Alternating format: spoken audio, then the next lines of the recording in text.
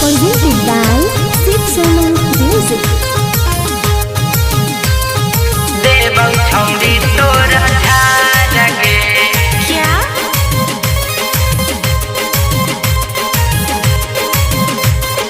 चढ़ल जवानी के पानी देवं छौड़ी तोरा झारगे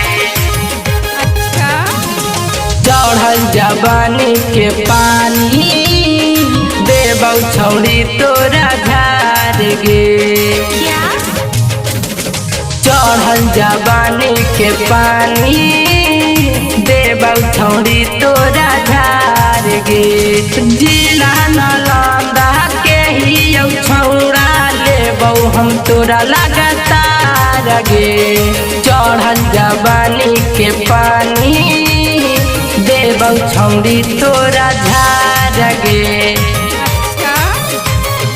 देवौ छौड़ी तोरा झार गे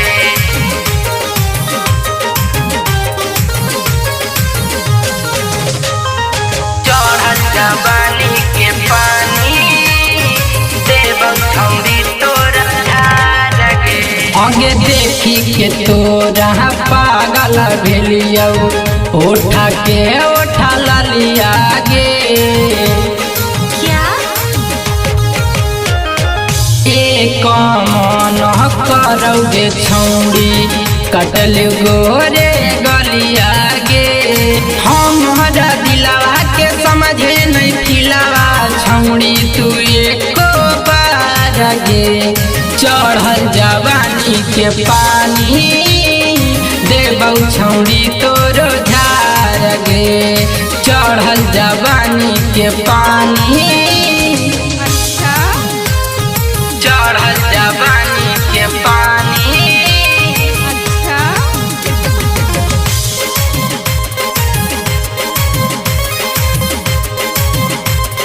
चढ़ल जवानी के पानी देवौ छौड़ी तोरो झार गे आगे श्रीबा महुसामा पछौड़ी